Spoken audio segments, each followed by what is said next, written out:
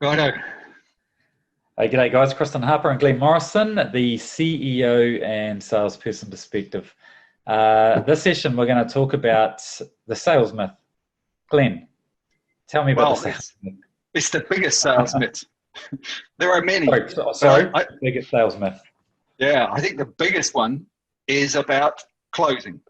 Yeah, That who's seen Glen Ross, the famous sales meeting where he's got A, B, C on the board, always yeah, be the closing. closing. We've heard it 1,000 times, a million times. We always talk about it. I mean, in the sales business, we always talk about when you're going to close the deal. Yeah, In reality, closing should be a non-event. yeah, It should be so simple. It should be the customer requesting to go ahead. yes, You should just need to push them gently over the line. So yeah, let's go ahead, right? And it should happen easily. If you do the process right from the get-go, yeah, from your understanding of the business before you walk in, the first meeting, all the way through, yeah, it should be so simple. yeah, So if you're thinking, or if as an MD, you're thinking, it's all about, I need a super closer in here. No, yeah. you need a super opener, not a super closer. You're right, because I had a person ask me a wee while ago, what are some really good closing techniques? And I said, well, fuck, if you've done all the shit right in the first place, if you had the first meetings, then you're not going to have these closing techniques. You're right. It is all about leading them down the path and representing their challenges and how you can fix those, and then Yep, continually add value. And the more value that you add into that, and you yep, put that on that very first page of any proposal where it's always about them, and you go through all those questions, and if you ask, is there anything that I've missed? Is mm, there anything that our competitors have said that we haven't covered?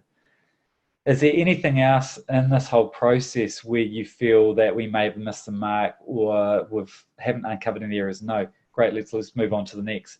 And as you go down that process with them, once you get to closing, you're right, there's really no reason for them not to. And exactly. then you just bring those objections up if they do come up. Yeah, exactly. And when they do object, it's more about saying, if they give you a valid reason, we'll deal with it. But often Yeah. they might give you a concern that they have that you're not quite sure how to fix it because it Yes. might be complicated. And in that case, you ask them, I'm not really sure about that. How do you think we should deal with that together? Yeah. Often a buyer has the answer to the problem in their own head. They already Yeah. know what the answer is. They're just testing you to see what you'll come up with. Yeah. Yeah. And if you ask them, how do you think we should solve this together? They'll often say, oh, don't worry, it's a small thing. Well, if you Yeah. can just do this or that, we'll get through it. Because I think It's just sometimes salespeople sort of expect that they need to have all the answers.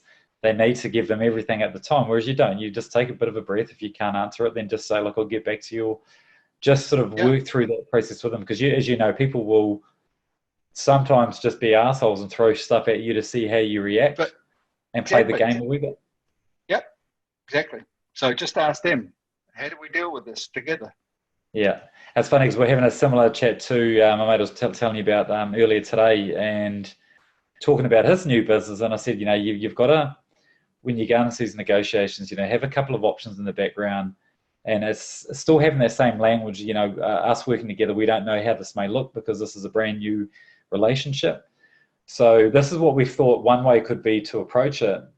But as we're starting to grow this relationship with you, these options might work as well. So we want to work with you just to see what you feel is going to work for you, because this is a recommended one, but this one may work as well. And Yep, and as we're going through that, he was like, shit, that's good. I didn't sort of look at it doing it that way. And it's about showing the client or the prospect that I guess you're sort of stepping in their shoes and just saying, look, this is how we can look at it as well.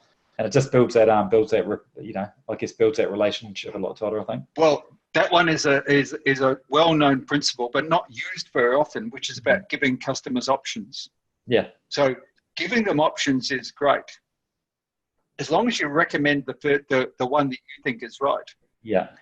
And when you give them an either or option, it doesn't give them a no, Yeah. right? So one of the options is not no. One of the it's either A, B, or C, but no is not an option. Yeah. because you don't have to do it every time, but it's just with some of those deals where they're sort of sitting on the fence a wee bit.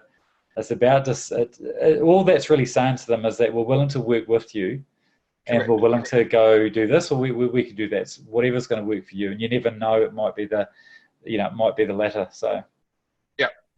Awesome. Well, mate, the biggest sales myth has just been bloody awesome. We hope Cheers. so anyway. I'm sure. Yeah. I'm sure we'll still hear it in the future, but if we can reduce it a little bit, all the better. Yeah, we'll come up some more. Cheers, Okay. mate.